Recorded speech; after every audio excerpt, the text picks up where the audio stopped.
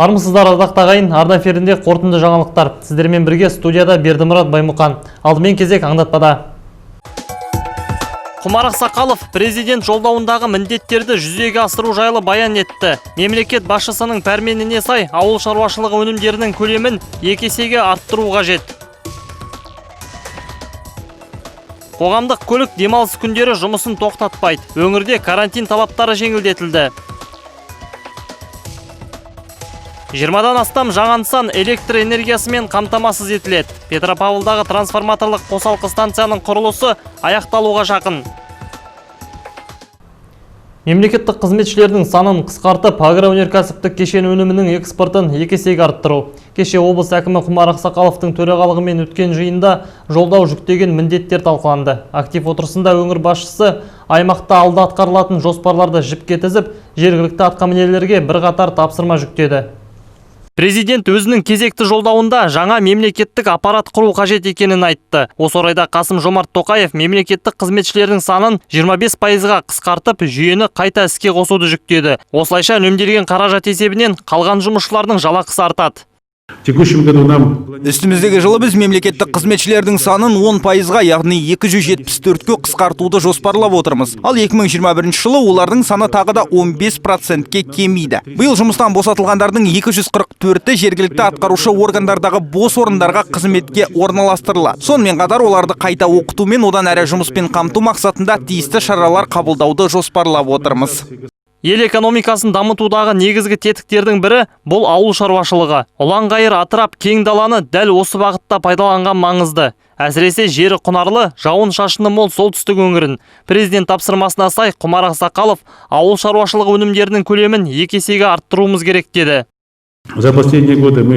Өсімдік шаруашылығы саласында соңғы жылдары көп жұмыс атқарудамыз. Егіс алқаптарын әр тараптандырып, өнімді экспортқа шығару үшін бәсекеге қабілетті тауарлардың өндірісін ұлғайтудамыз. Бүгінде майлы дақылдарды алқаптардың көлемі 1 миллион гектарға жетті. Бұл ел бойынша ең жоғары көрсеткіш. Сондай-ақ минералды тыңайтқыштар себу бойынша да біз өзге өңірлерге қарағанда алдамыз. Жергілікті кәсіпкерлердің де бұл саланың дамуына сіңірген еңбектері зор. Мәселен, Юрий Шоль есімді азамат былтыр жаңа зауытты іске қосқан еді. Мұнда күн сайын 100 тоннаға жуық минералды тыңайтқыш өндіріледі. Президент нашей страны, Президентіміз айтқандай, ауыл шаруашылығын дамытпай бәсекеге қабілетті экономика құру мүмкін емес. Мен бұл сөзбен толықтай келісем. Кәсіпкерлер өз жұмысшыларымен ауыл тұрғындарына жағдай жасаулар қажет. Қазіргі күні жергілікті аграрийлермен бірге өз қаражатымызға баспаналар тұрғызып жатырмыз. Оны жұмыс күші басым аймақтардан көшіп келген азаматтар мен қызметкерлерімізге береміз. Алқаптағы шаруаны уақытылы атқарып, жердің берген рыздығын шашаусыз жинап алу үшін тегеурінді техника қажет. Осы орайда биыл өлкемізде 357 заманауи трактор мен 147 комбайн сатып алыныпты. Облыс басшысы жыл соңына дейін техника санын тағы арттыруды жоспарлап отырмыз дейді. Ал мал шаруашылығы бағытында 80 сүт тауарлы ферма салу ойда бар. Өңір басшысы білім беру саласына да тоқталды. Алдағы жылдың 1 қаңтарынан бастап ұстаздардың жалақысы 25%-ға өспек. Ал магистр дәрежесіндегі мұғалімдер ай сайын қосымша 27 мың теңге төлем алатын болады. Денсаулық сақтау саласына да біраз жаңашылдықтар қолға алынған. Биыл өңірде пандемиямен күрес аясында оттегі өндіретін 5 бірдей станцияның құрылысы басталып кетті. Бердімұрат Баймұқан, Михаил Казачеев, муниципалдық телеарна. Спорттық және шығармашылық үйірмелер саны артады. Қасым-Жомарт Тоқаев кезекті жолдауында балаларға арналған түрлі ұйымдарды көптеп ашуды тапсырды. Өңірде бүгінде 2000-ға жуық спорттық секция бар екен. Оған 35 мың жеткіншек мүшелік етеді. Белсенді солтүстік қазақстандық оқушылар спорттың қай түрін қалайды? Маржан Қасымбек біліп қайтты. Спорт денсаулық кепілі. Болашағын жеңіл атлетикамен байланыстырған Надежда Юрченкоға бұл қағида. Өмірлік ұстаным әрі арманға апарар жол. Ол жүгіруден әлем чемпионы атануды алдына мақсат етіп қойыпты. Көздегеніне қол жеткізу үшін студент қыз тынбай жаттығу жасап жүр. Тренироваться я начала по стопам сестры. Әпкем де спортпен айналысады. Ол 8 жыл бұрын ел чемпионатында бас жүлдені жеңіп алды. Сол кезде бойымды мақтаныш сезімі кернеп, мен де спорт жолын таңдауды шештім.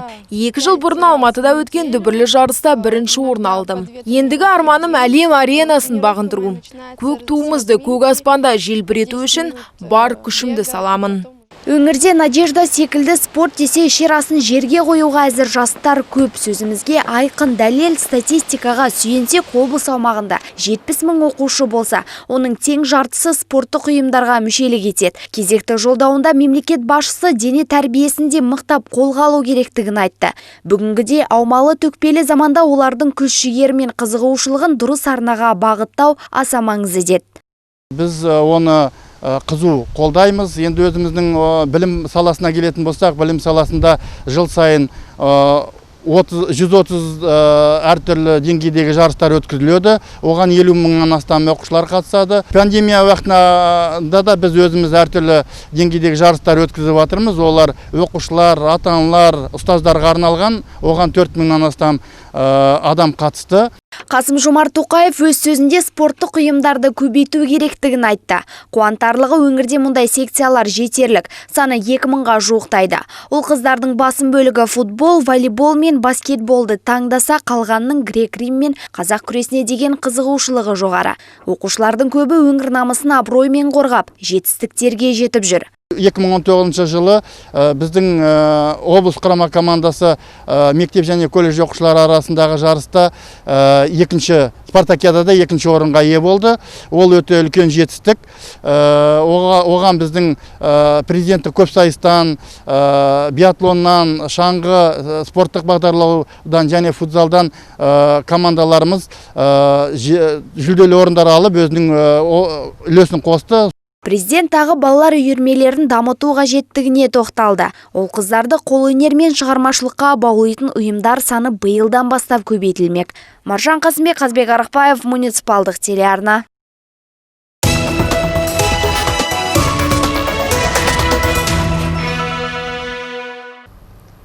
Солтүстік Қазақстан облысында карантин ережелері жеңілдетілді. Алдағы демалыс күндері Петропавлда қоғамдық көлік жүруін тоқтатпайды. Қоғамдық моншалардың да жұмыс істеуіне рұқсат беріліп отыр. Сондай-ақ дәмханалар мен мейрамханалар 30 адамға дейін қабылдай алады. Бірақ кейбір шектеу шаралары сол қалпында қалдырылған. Алдағы сенбі, жексенбі күндері мына нысандарға баруға тыйым салынады.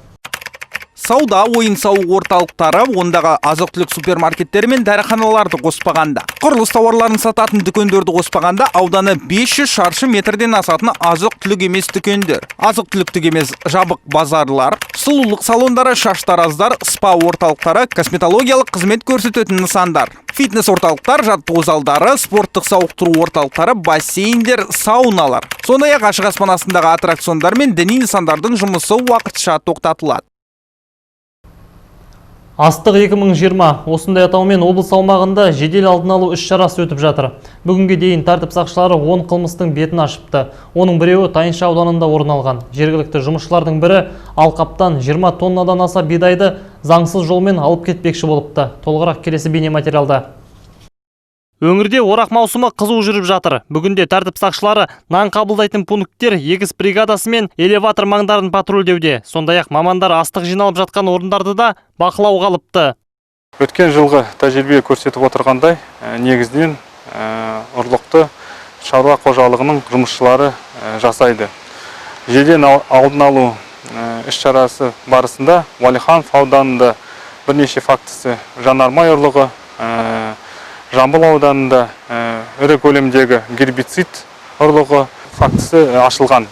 Тәртіп сақшылары істі аграрлық кәсіпорындардың қауіпсіздік қызметтерімен бірлесе атқаруда. Иық тіресе жасалған шаруаның арқасында биыл мамандар Тайынша ауданында 2 қылмыстың бетін ашты. Оның біреуін 45 жастағы тракторшы жасапты. Азамат өз үйіне рұқсатсыз 3,5 тоннаға жуық астық алып кеткен екен. Екінші жағдайда осыған ұқсас. Бұрын істі болған ауыл тұрғыны КамАЗбен құны 2 миллион теңгені құрайтын 22 тонна дәнді алқаптан алып кетпекші болған. Жедел алдын іс-шарасы барысында 10 қылмыс тіркелген, оның барлығы қазіргі уақытта ашылған. Профилактикалық жұмыстар қазіргі уақытта жалғасып жатыр. Жалпы астық ұрлығынан келген шығынның көлемі 6,5 миллион теңгеден асады. Бердімұрат Баймұқан, Солтүстік Қазақстан облыстық полиция департаменті баспасөз қызметінің көмегімен әзірленді.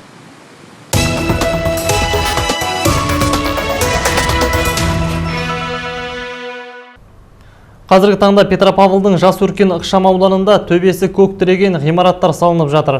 Осы нысандарды электр энергиясымен қамтамасыз етуге қолданыстағы қосалқы станциялардың қуаттылығы жетпейтін көрінеді. Сол себепті су жаңа трансформаторлық қосын орнатылуда. Маңызды шаруамен арна тілшілері арнайы барып танысып қайтты. Бұл Жас өркен ықшам ауданындағы трансформаторлық қосалқы станция. Алдағы уақытта ол іске қосылады. Нәтижесінде мұндағы 20-дан астам жаңа ғимарат электр энергиясымен қамтамасыз етіледі. Шаруаны Алматылық электромонтаж акционерлік қоғамның Нұр-Сұлтан қаласындағы филиалы жүргізіп жатыр. Мамандардың сөзінше, бүгінде құрылыс жұмыстарының 90% аяқталған. В здании находятся основные два силовых трансформатора. Станцияға қуаттылығы 10 киловольтты құрайтын ұяшықтар орнатылған. Олар электр энергиясын таратады. Одан бөлек 2 трансформатор қойылды. Қондырғының әрбіреуі нысандарға 25 мегаватт электр энергиясын жеткізеді. Тілге тиек етілген трансформаторлар жайлы толығырақ баяндайық. Мына бір қондырғы кернеу жоғары тоқтың күшін азайтып ғимараттарға жеткізеді. Нақтырақ айтсақ, 110 киловатт тоқты 10 киловаттқа айналдырады. Мұның нәтижесінде ресурс үнемделеді. Станциядағы құрылғылардың басым бөлігі отандық өнім. Олар Кентау трансформаторлық зауытында жасалыпты. Тек бір дүние аспан асты елінен импортталыпты. Также Қытайдан жиынтықтық таратқыш құрылғы әкелінді. Ол электрогазбен оқшауланған. Оны монтаждауға Ресейден арнайы мамандар шақыртылды. Өкінішке қарай карантинге байланысты маңызды шаруа ұзаққа созылып кетті. Жалпы трансформаторлық қосалқы станцияны салуға 2,2 миллиард теңге бөлініпті. Айта кетейік, бүгінде мұндай станция Петропавлмен қатар Ақтау және Атырау қалаларында да салынып жатыр. Облыс орталығындағы нысан қазан айында іске қосылмақ. Жанна Бесенова, Қазбек Арықбаев, муниципалдық телеарна. Мағжан Жұмабаев ауданында биыл тағы 2 биоқазандық іске қосылады. Тың дүние бүгінге дейін 11 әлеуметтік нысанға орнатылған. Солардың бірі Булаева қаласындағы емханада 2 жылдан бері қолданылып келеді. Заманауи дүниенің тиімділігін уақыттың өзі көрсетіп отыр. Мекеме өткен жылы жылытудың баламалы әдісін қолдану арқылы 3 миллион теңге үнемдеген. Маржан Қасымбек тарқатады. Жас шанаңды, қыз арбаңды сайла. Медициналық мекеме басшылығы жылыту маусымына әуелден қамданып алған. Бүгіннің өзінде 10 тоннадай сабан әзір тұр. Бір теңнің өзі 300-400 келі тартады. Әрбіреуі кем дегенде 2 сағат бойы жанып тұрады екен. Жанып біткенде қалдық қалмайды. Күлін шелектеп тасудың қажеті жоқ. Әрі көмірдікі сияқты жағымсыз иіс шықпайды. Получается, здесь... 2 қабатты нысанды жылыту үшін бір қысқа 800-900 тонна көмірге тапсырыс беретін біз. Қыс аязды болса қараутың кейде бітіп те қалатын. Ал қазір жылыту маусымы аяқталғанша дейін 650 тонна сабан жағылады. Сабанның қызуы жақсы әрі қаражат жағынан тиімді. Өткен жылы 3 миллион теңге үнемдедік. Мағжан Жұмабаев ауданының орталығындағы жалғыз емхананың есігі 2014 жылы ашылды. Мекеме бір мезетте 200-ден астам адамды қабылдауға қауқарлы. Заманауи пеш нысанға осыдан 2 жыл бұрын орнатылыпты. Биоқазандықтың жылуы тек емханаға ғана емес. Оның артында тұрған мына 2 қабатты үйлерге де жетеді екен. Жалпы Булаева қаласының өзінде әлеуметтік маңызы бар 11 нысанды жылытатын 6 бірдей қазандық орнатылған. В районе уже принято решение. Жалпы Булаева қаласында биоқазандық бойынша қызмет көрсетумен жергілікті агропрофи серіктестік айналысады. Жабдықты Ресейден алып келетін де өздері. Кәсіпорынмен 10 жылға келісімшарт жасалған. Специальная тележка у нас. Сабанды арнайы арбаға салып, отқа тастай салсаң жеткілікті. Қайта таси бермейсің. Өңіріміз ауыл шаруашылығымен айналысуға өте қолайлы жер болғандықтан шөп те көп. Орақ науқанынан қалған бидай, зығыр сынды кез келген өнімнің қалдығын жақсаң, жылуды молынан береді. Мамандардың сөзінше Булаевада биылдың өзінде тағы 2 нысанға биоқазандық орнатылмақ. Ал келесі жылы тың дүниені жер үйдің тұрғындарда қолданып көрмек. Маржан Қасымбек, Қазбек Арықбаев, муниципалдық телеарна.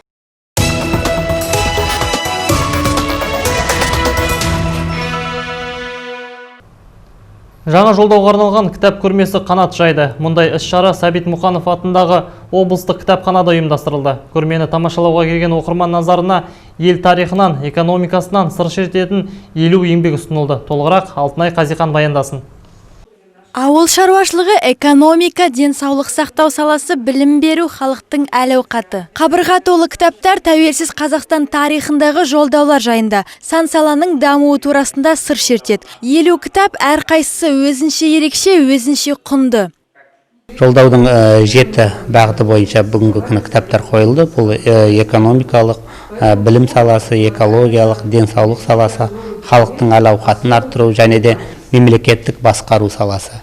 Көрмеде оқырмандар қауымы негізінен ел экономикасы жайлы кітаптармен танысты. Солардың бірі қала тұрғыны Қарлығаш Садуева. Нәзік жанды кітап алуға келіп, көрмеге кездейсоқ тап болдым дейді. Осындай көрме жиі болса екен, мен жиі болам деп айта алмаймын. Бүгін келіп риза болып тұрмын. Дәл оңды келген екен.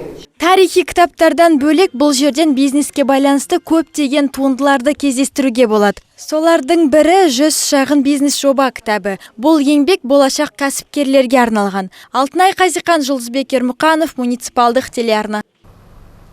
Жасыл ел еңбек жасағының сарбаздары кезекті маусымды тәмамдауға жақын. Биыл республикалық жобаға 315 солтүстік қазақстандық студент қатысқан. Олардың барлығы өңірдегі 12 орман шаруашылығына өзара бөлініп, жаз бойы еңбек етті.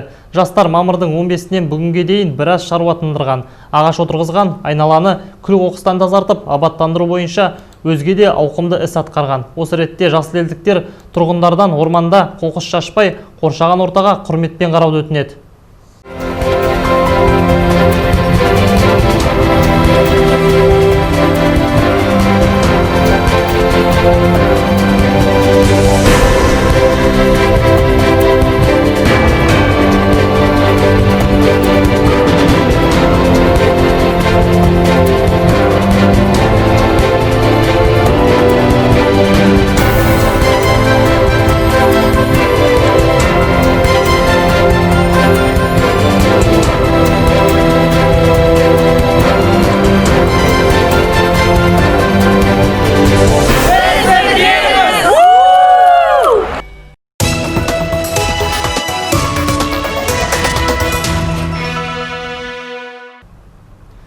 Спортсүйер қауым үшін сүйінші жаңалық. Желесіміз Қазақстан құрамасының көшбасшы велошабандозы Алексей Луценко осымен 170 рет ұйымдастырылып отырған әйгілі Тур де Франс вело көпкүндігінің 6-шы кезеңінде топ жарды.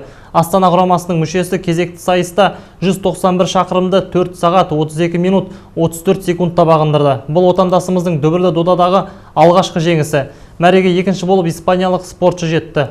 Ал үздік үштікті бельгиялық шабандоз тұйықтады. Алексей Луценконы жарқын жеңісімен Қазақстан ұлттық олимпиадалық комитетінің басшысы Тимур Құлыбаев құттықтап, өзінің жылы лебізін білдірді. Алексей, бүгін сіз барша олимпиадалық отбасыға, барша жанкүйерге көптен бері жетіспей жүрген керемет көңіл күй сыйладыңыз. Жеңістің бағасы әдеттегіден де арта түстім. Қазақстандық велошабандоздың 10 жылдан соң әйгілі көпкүндік кезеңінде жеңіске жеткені сіздің көшбасшылық қабілетіңізді айқындай түседі. Гранд Турдың келесі кезеңдерінде қазақстандық командаға шын жүректен сәттілік тілеймін. Бұл жеңіс Қазақстанның олимпиада құрамасы атлеттерінің алдағы жетістіктеріне жол ашсын. Ал бүгінгі айтарымыз осы. Жағымды жаңалықтармен жүздескенше аман сау болыңыздар.